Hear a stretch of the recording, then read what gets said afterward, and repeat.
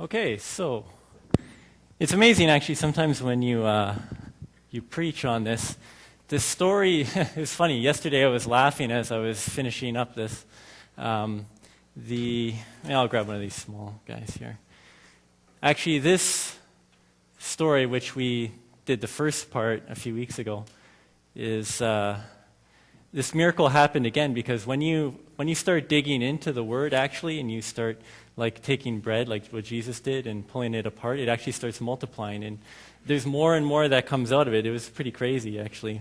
I was just laughing to myself in the basement, thinking I could preach all year on this, and it's every time there's more to cover. Like I feel like I never get through it. But anyways, so if you were here in January, you will maybe remember a little bit of what we were talking about. And this I call the second most important story in the Bible, partly because it's given such emphasis in the New Testament. As you can see again, it shows up 6 times, the feeding of the 5,000 and the feeding of the 4,000 in all of the Gospels, multiple times. So that's kind of one indicator of how important this is. I'm going to be talking today. Last time we actually talked about the feeding of the 5,000, and I think we were in John a little bit and elsewhere. Today we're going to be doing the feeding of the 4,000. Now, again, the stories are almost the same, just a couple minor differences. Of course, the number of bread and fish that they start with is different than what they end up with. Interesting thing to note, when they start out with less, the 5 loaves, they end up with more in the end. Just something to think about for yourself. We tend to think the more I have, the better. Sometimes the less you have, the better. But anyways, so we'll be going, let's jump right in here into Matthew. And I'm going to be looking, this is from the Living Bible, actually. This has a nice way of putting it. This is in Matthew 15. Jesus now returned to the Sea of Galilee and climbed a hill and sat there. And a vast crowd brought him their lame, blind, maimed, and those who couldn't speak, and many others, and laid them before Jesus, and he healed them all. What a spectacle it was. Those who hadn't been able to say a word before were talking excitedly, and those who were missing arms and legs had new ones. The crippled were walking and jumping around, and those who had been blind were gazing around them. The crowds just marveled and praised the God of Israel.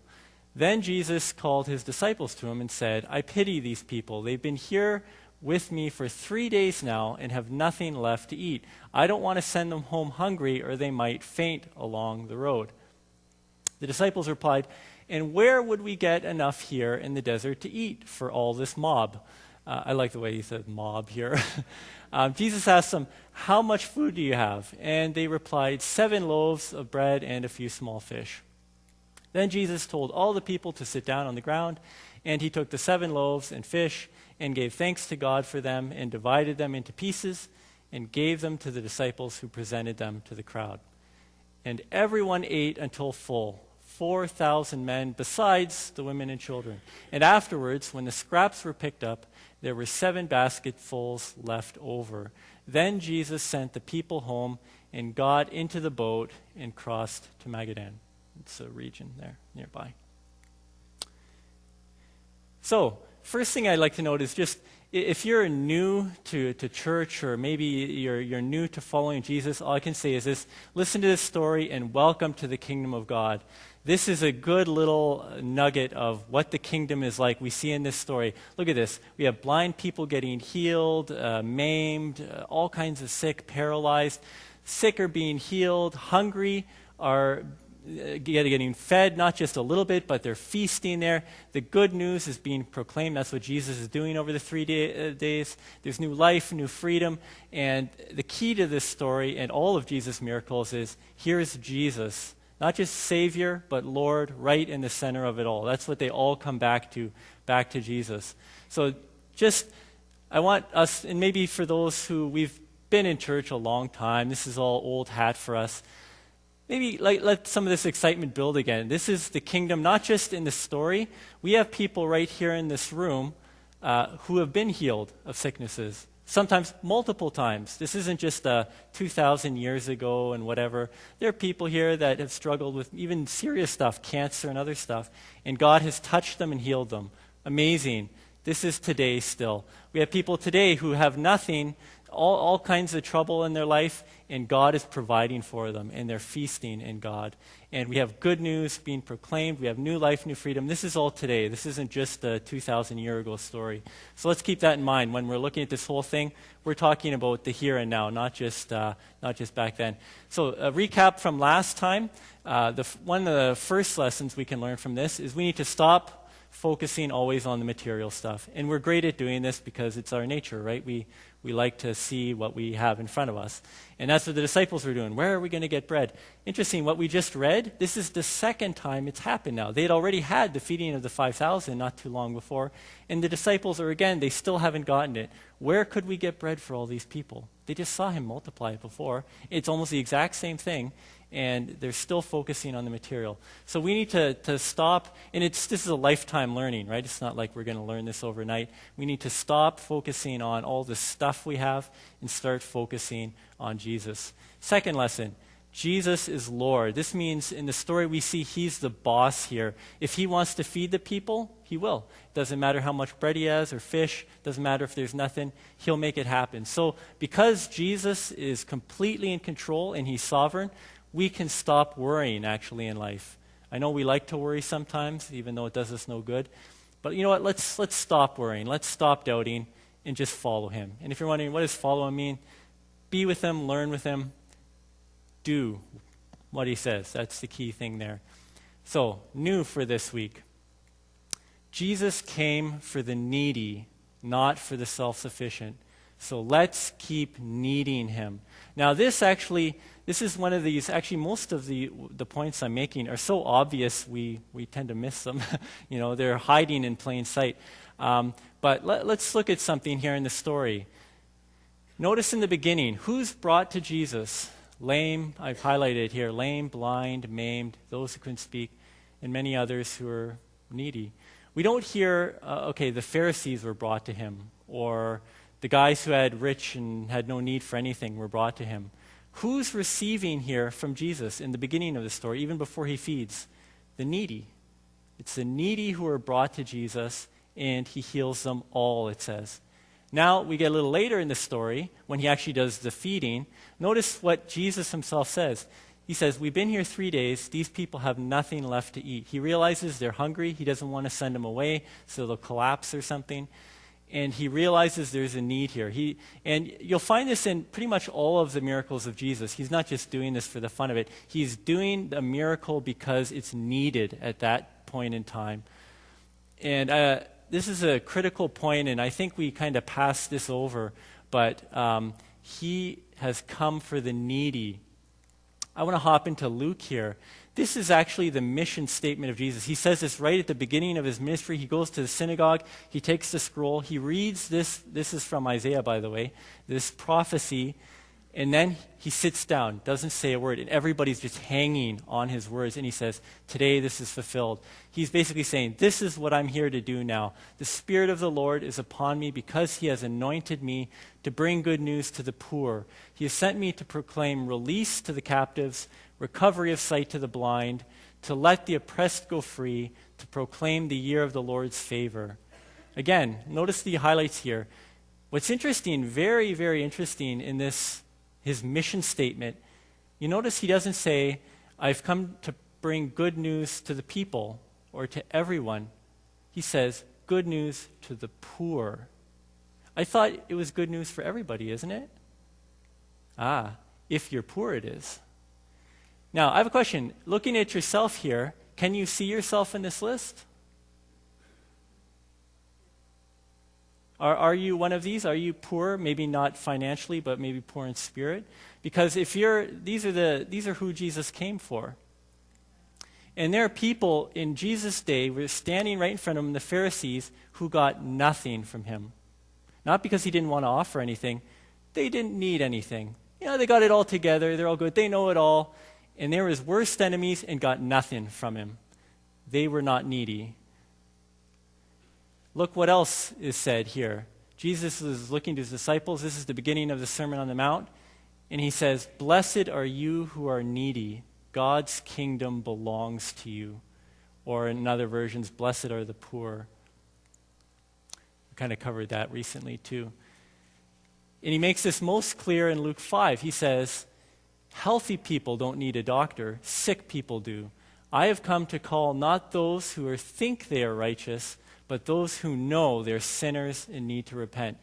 And it's interesting. Jesus says here, look at this, I have come to call not those. He specifically says he hasn't come for some people. Have you ever heard Jesus say that before in the Bible? If you've actually looked closely, he hasn't come for some people. We always think he came for everybody, and he does, everybody who's willing. But there's some people who, like the Pharisees, said, nah, we don't need you. Forget about it. Not going to happen. And Jesus has come for the needy. So from what we see in Jesus talking, actually there's two types of people in the world. There's the needy and the deceived. And by deceived, I mean those who are actually needy, they just don't realize it yet. Or maybe at one time they realized they were needy, but they don't anymore. And he illustrates this, Marcus talked about this last week actually, the parable of the Pharisee and the tax collector. The tax collector is the needy guy, he's at the temple, he can't even look up to the sky, he's grieving over himself and saying, God forgive me, a sinner. And then you got this Pharisee, this religious leader, he's got it all together. He says, thank you God that I'm not like these sinners, like that tax collector over there. And Pharisee gets nothing. And Jesus says, this sinner tax collector is going home justified before God. He knows his need, and God and Jesus is going to meet that need. Now, I don't know if you've read anything in the last year about this new Pope Francis. He's actually pretty interesting, from Argentina, I believe, first South American Pope. But he's had some really interesting quotes. Some of them are really good, and I was actually shocked when I heard this one at first. But he said this last year. He said, I want a church that is poor and is for the poor. And when I heard that, I'm like, wow, that's good. That's refreshing to hear from a pope. I like this guy. I mean, yeah, it's the Catholic Church, and we're not Catholic, I know. But you know what? He's on to something here, and we can learn from people when they say good stuff like this. I want a church that is poor. Not necessarily financially poor. It doesn't mean we all have to be destitute. But are you poor inside? Are you still needy? Or have we gotten to the place where, maybe we've known Jesus for a while. Now we're content. We don't need anything anymore. We can just go through the motions. But the problem is, who wants to be needy? Who wants to be poor? Usually, actually, we try to avoid this as much as possible. What we really want is we want to be independent. We want to be self-sufficient. You ever heard the phrase, I don't want to be a burden to anybody? Yeah, maybe you have even aging relatives who have said that. I don't want to be a burden, so they won't ask for help. Are you ever lost? Do you like asking for directions? I know men are usually nailed for this one. I don't like asking for directions either. Usually I'll make excuses because people give me bad directions. But, a lot of the reason, if you think about it, and I'll make a confession here, I don't like asking for help. I don't know if anybody has some of that similar inside. Again, I'll make excuses for it. I'll say, the phrase, if you want something done right, you got to do it yourself. If there's any way I can do something myself, I'll try to do it myself. And I'll make these, sayings for that. But the real reason why I don't want to ask for help and why we have these problems is pride. I don't know if you've ever seen this in yourself, and this is something that has to be broken in me. And we tend to overlook this. We say, it's just a little character flaw. No. Actually, this is sin. Pride is sin, and it's actually trying to destroy me. And it's going to try to destroy you too. Pride will try to isolate you, will try to make you think, I'm all good enough on my own. I don't need help. Ultimately, I don't even need God. It will make you want to stand on your own, and you'll fall flat on your face. So you know what? We've got to fight this. And this is, first of all, I'm saying this to myself. We've got to fight this in our lives. That's a lot of the cause right there. So spot check. Do you ever wish that you were rich, that you can be your own boss, not have to do anything anyone says, Or have you ever thought, is my biggest dream in life winning the lottery? I don't know if you've ever dreamt of that. I have a coworker who plays in multiple lotteries and is very unlucky. I don't know why she does, but and I always kind of joke about it. Well, if you want to do that, just give me $5 every week. I'll give you $2.50 every week back, and we'll be all good, right? And the promise that maybe one day I'll give you a little more. That's kind of what the lottery is like. But there's something else going on here, and sometimes this wish to be rich. And I'm going to go on a little bit of a detour here, but it's related, and it's important because we don't hear it that often. I don't know if you've seen the movie Fiddler on the Roof. It's actually a classic. It's great. There's a song in there, If I Were a Rich Man. I don't know if you've heard this song. I won't sing it for you and punish you with that, but he's a poor milkman, Tevye, the main character in this movie, and he says right before he sings this song, God, I realize it's no shame to be poor, but it's no great honor either. Would it be such a horrible thing if you gave me a little fortune, just enough so that I can build a big house and do all. And then he sings about all he wants to do with the money. We kind of joke about it, but you know what? Underneath, I think a lot of us have at some point in our lives wanted to be rich. Well, you know what? Sometimes people actually get this, and they get more than they bargained for. This guy, I'm going to read you, this is actually a news article right there. That's a screenshot. That title of the article, this is in the Toronto Star from a couple years ago, said, "Lottery winner Craig Henshaw paid a big price for his millions." I'll give you a couple extracts here. You can read the whole article. There's a link in there. It'll be on YouTube later on. But so subtitle, Markham High School teacher won $21.4 million, but it cost a lot of friends and the career he loved. The thrill of the millions evaporated quickly. Over the next few weeks, his world became a whirlwind of broken relationships and financial scams. Far from freeing him, the money wound up pushing him to a decision to quit the job he loved. Consequently, Henshaw now wrestles with his identity. And this is the thing. He loved his job. He was a teacher, actually. And it's his favorite thing to do. He said, you know what? He loved it so much, he'd almost do it for free. The paycheck was like a bonus for him. And then he had to give it up because he was getting harassed so much at work, everyone wanting to pay off his debts and this and that. Could you give me some money for this? He was harassed so much he had to leave the place. The funny thing was, it was soon after he won the money, he went out to a restaurant to celebrate with his friends and family. His credit card number had been stolen already because somebody found out about him winning the money, and his credit card had been canceled. So he's at the restaurant, big dinner. He goes to pay with a credit card, and they're like, "Sorry, sir, this is denied. You can't use this." And he's like, he had to ask his dad to pay for the meal. And he had just won $21 million. He couldn't even pay for his own dinner. Beware what you wish for. Sometimes you even get it, like this guy, and you get more than you bargained for. You get trouble in the end. A few verses where the Bible actually talks about this, and this is important. Proverbs, look at this, short and sweet. Don't wear yourself out to get rich. Stop giving your attention to it. I like that last part. Stop giving it your attention. There's a lot of people in here, well, maybe not in here, but I mean in our society, who they're dreaming all the time what they would do with money.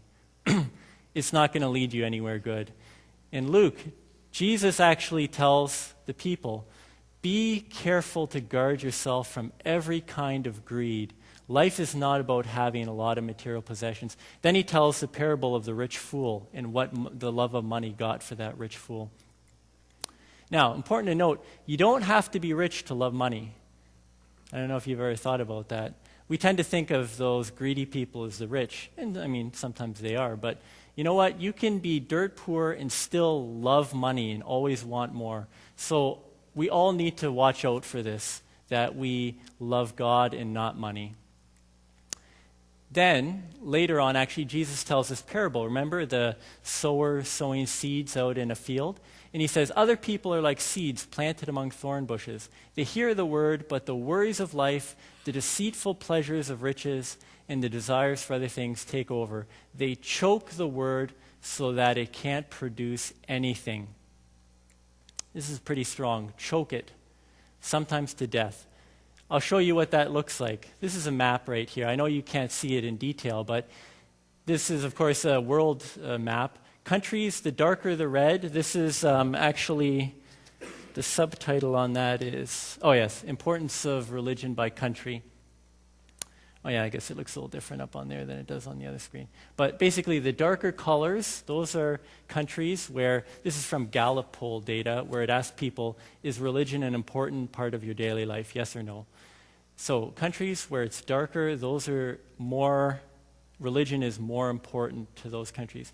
You'll notice something interesting when you look at this, and yeah, I can pull up other charts if you're interested, but look where importance of religion is weakest. By the way, gray areas, there's no data, so that's what gray is. You know where it's weakest? Look, Europe. Europe is horrid. If you look there, Europe, Russia, Australia, North America is actually not too good either. The worst parts of the world in terms of people caring about religion are the wealthiest parts of the world. And if you look at a lot of data, this is actually pretty well established. The richer a society gets, usually the less it cares about God. Hard data says this. So go back to what Jesus says. Look at this. The deceitful pleasures of riches and desire for other things choke the word so it can't produce anything. This is what you get. A society that at one time was the cradle of Christianity, like Europe, and now is in ruins, spiritually speaking. In large part because of money and the deceitfulness of what it did to society. They got to a place where, you know what, do we really need God anymore? You know, for example, if I have a headache, well, I just grab an aspirin or something. If I get really sick, I go to the hospital. If I get worried about the future, I just buy more insurance. You know what I mean? We have material ways now to do everything we think we can without God. Now, don't get me wrong. Thank God for hospitals and for what we have. I'm not knocking hospitals.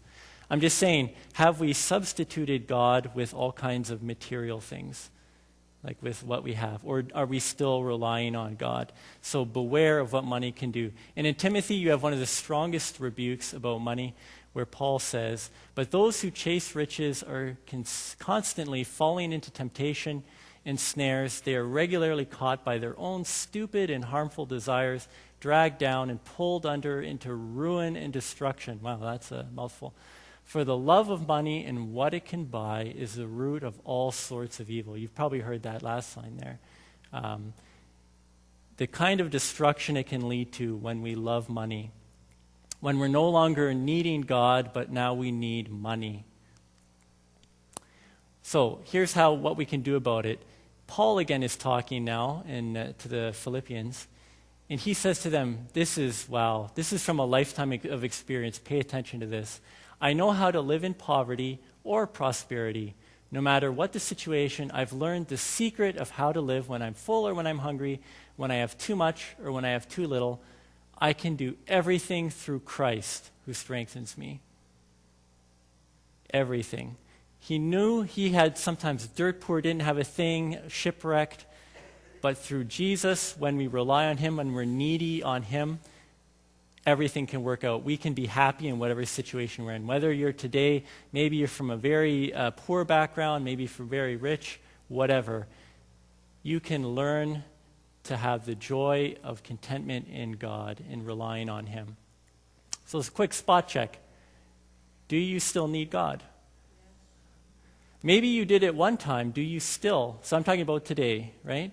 Do you need God in your daily life? Now, this one hurts me. Do you only pray when you are sick or in trouble, or do you need to talk with God regularly? This is the big test. You know, one of the biggest tests in life is prayer. What's your prayer life like? You know, people who are very needy usually are the biggest prayers. Think of people like on the battlefront where tanks are rolling your way. There's some people praying really hard in those trenches. Or think about people who are in some parts of the world, they don't know where their next meal is coming from, if they're going to make it another week. There are people praying real hard. You know why? Because they're very needy. And in richer parts of the world, like North America, Europe, often People, when we'll pray when we have a horrible disease that we need help with and we've exhausted all our other routes, then we'll come to prayer. But is prayer what we go to first, not just in the horrible, horrible situations, but in the everyday walk? Do we need to talk to God regularly? That's one way to test.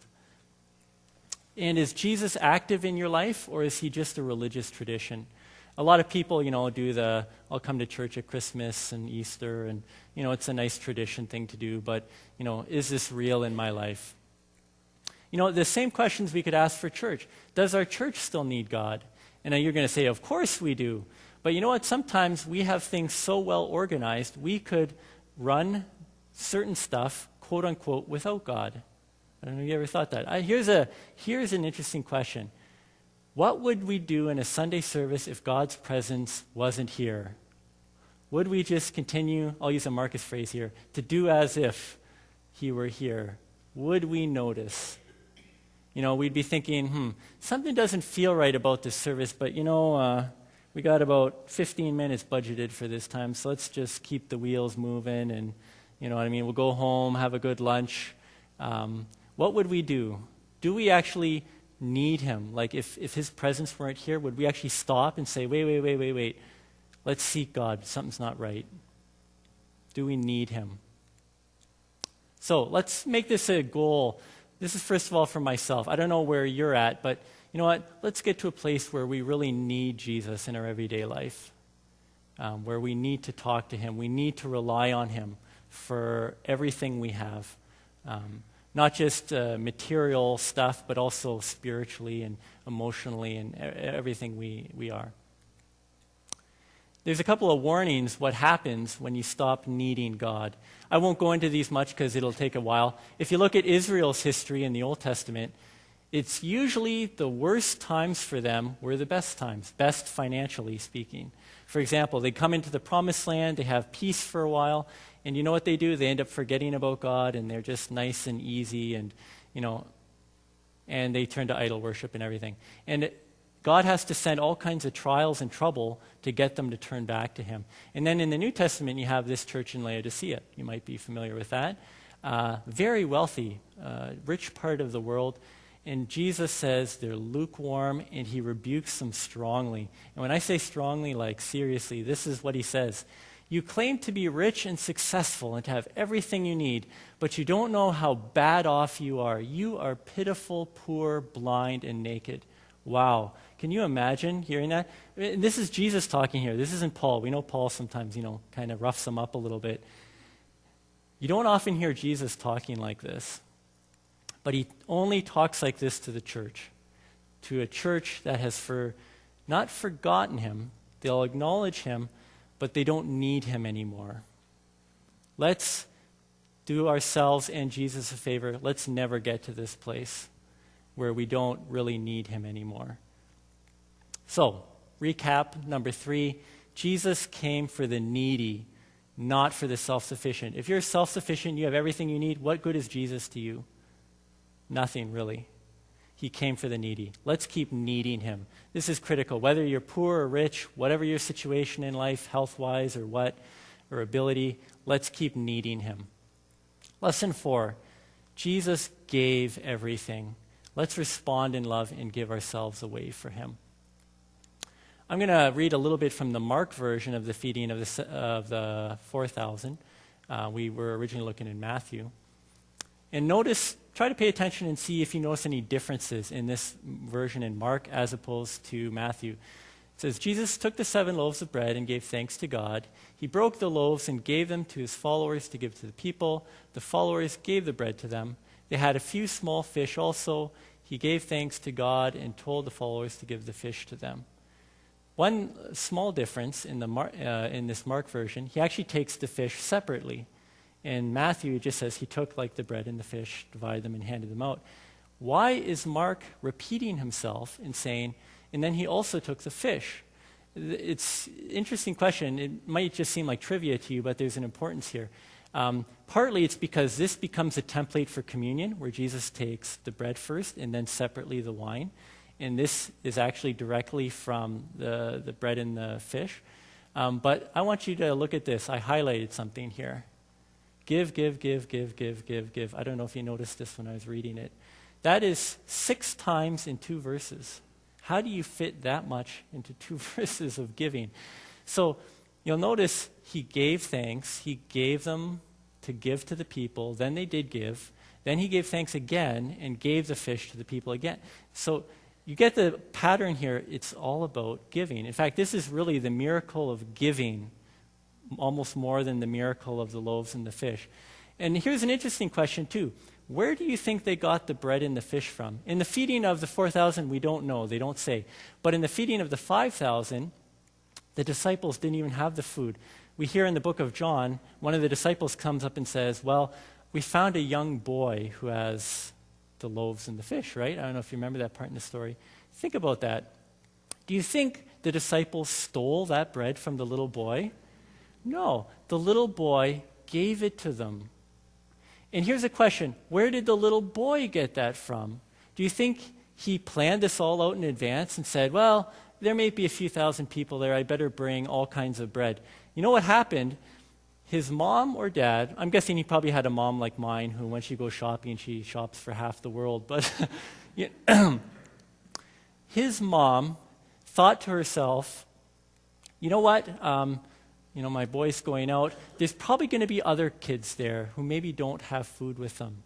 I'm going to pack extra. So think about this. The unsung heroes of these stories is a little boy and his mom or dad who, ahead of time, the mom gave it to the boy. The boy had it. When the disciples were looking around, the boy gave it to them. Then the disciples gave it to Jesus. Jesus gave thanks, gave it back to the disciples, who gave it to the people, took the fish. You see the give, give, give, give, give. It's this circle of giving in the story. And it's this miracle of giving that ends up overflowing and feeding everyone. After the stories of the feeding of the 5,000, Jesus says this right after. He summarizes the story with this: I am the living bread that came down from heaven. If you eat this bread, you'll live forever. This bread that I will give you is my flesh, which I give so that the world may live. Of course, later on the cross, he does this with his own life, with his blood. But he was already giving in all of his previous years' experience with the people. Look in Luke, what he says. And this is repeated in every gospel. This is a critical verse, what it means to be a disciple. He says to the crowd, if any one of you wants to be my follower, you must turn from your selfish ways, take up your cross daily, and follow me. If you try to hang on to your life, you'll lose it. But if you give up your life for my sake, you'll save it.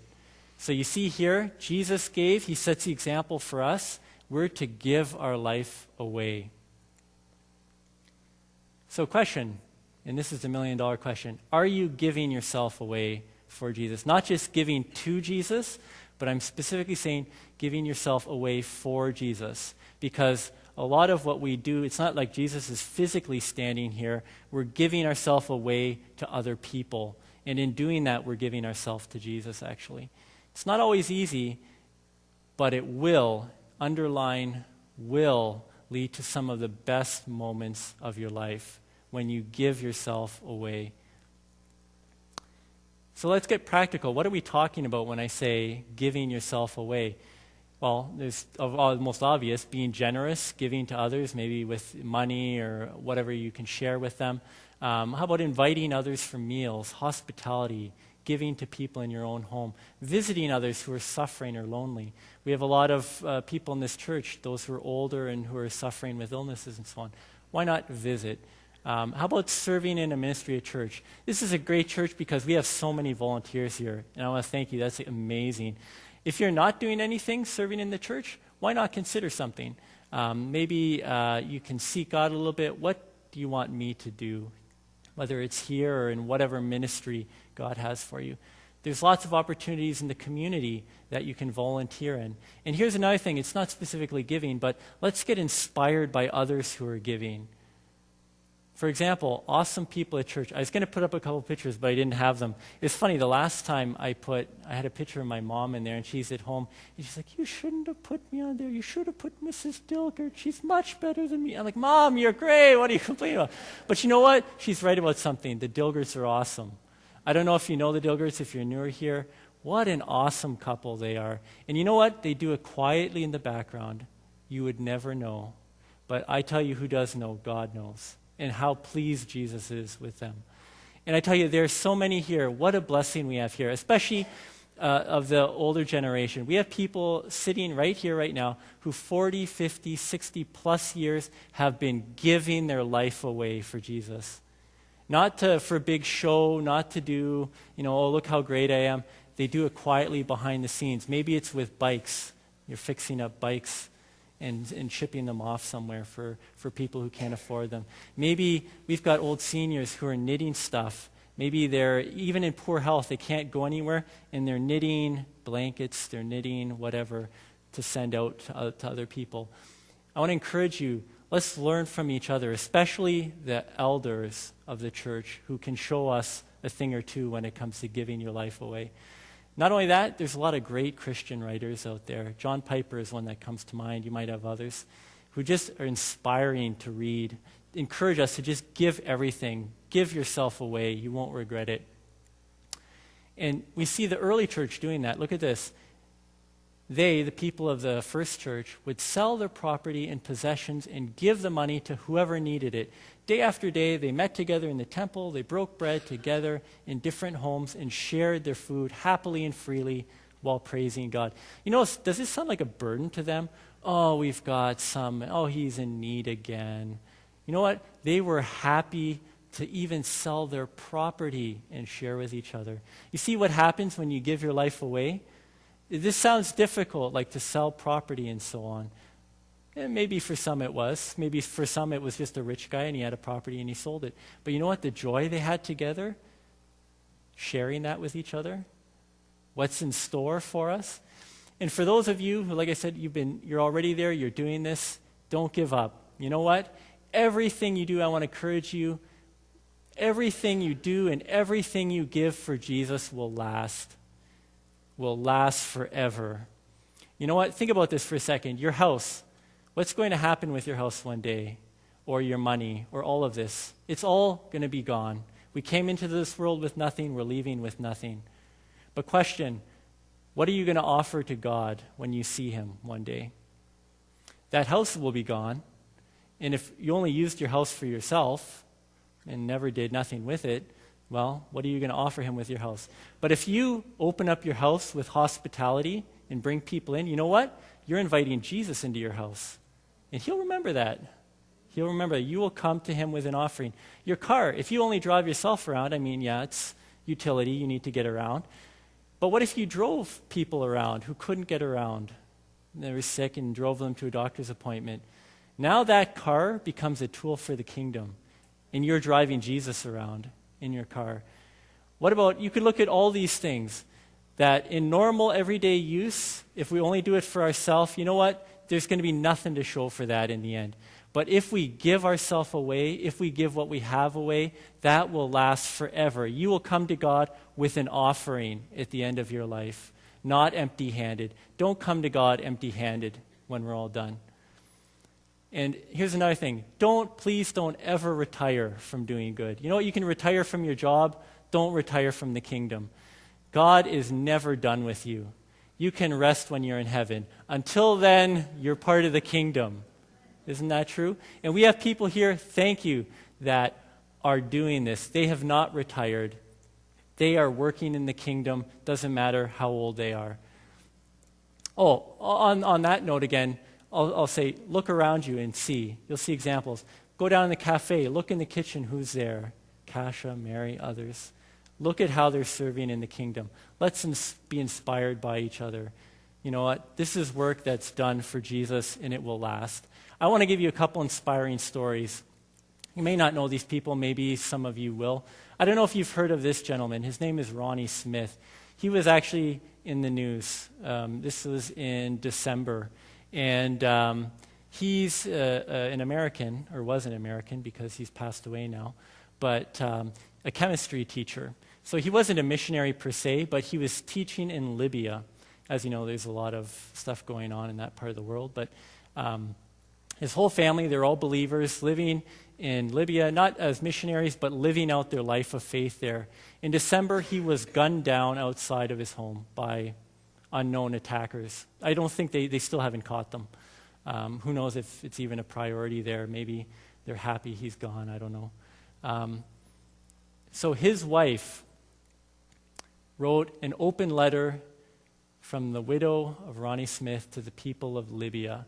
This actually, not just this open letter, but her in various interviews, all kinds of news outlets all over the world. So I don't know if you've seen this or not, but again, this is back in December.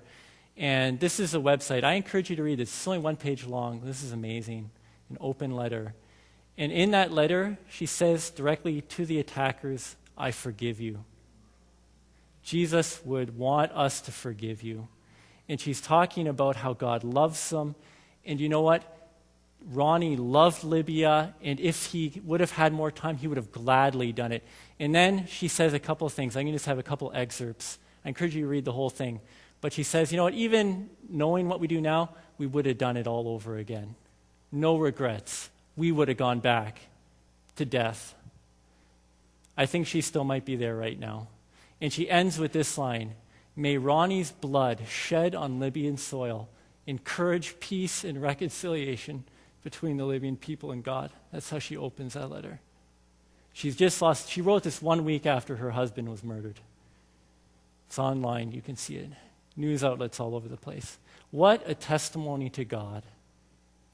You see, she is, not just Ronnie gave his life away, Anita, his wife, is giving her life away, giving her family to Jesus. This family you might actually know. Who knows the Varishes in this group? Some of you might. Some of you know them quite well. This is Ryan and Mandy and their kids. Van Geest, that's Mandy Varish, formerly Varish, now Van Geest. They're missionaries in Mongolia. The baby in the chair there, this is Clara. About a month ago, she had her first birthday, and it was her last birthday.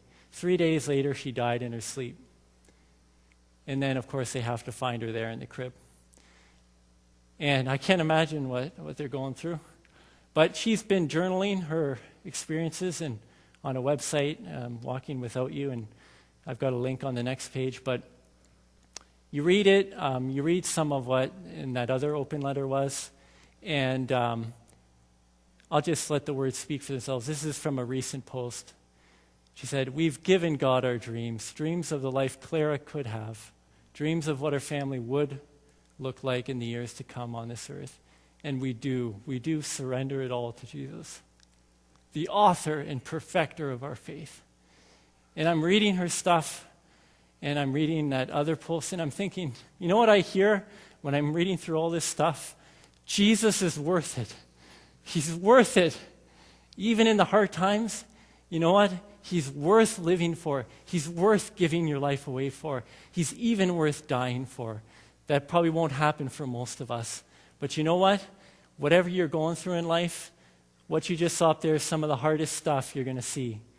And these are people who are saying, you know what? No regrets.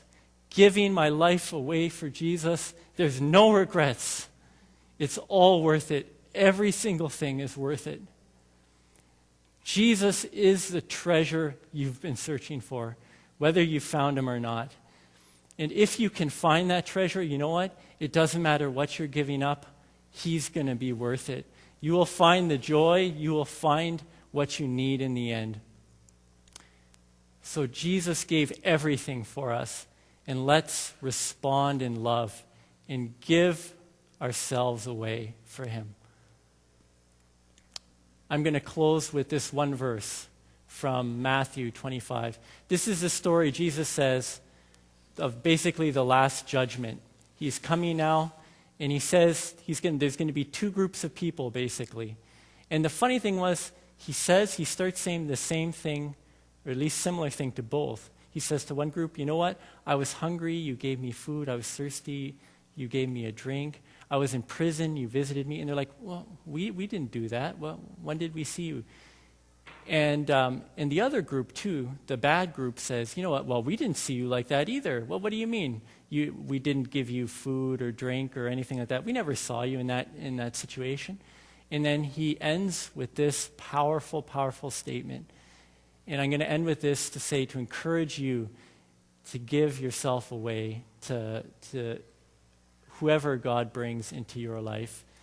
He says, then the king, he's speaking of himself, Jesus, will answer, I tell you the truth, anything you did for even the least of my people here, you did it for me.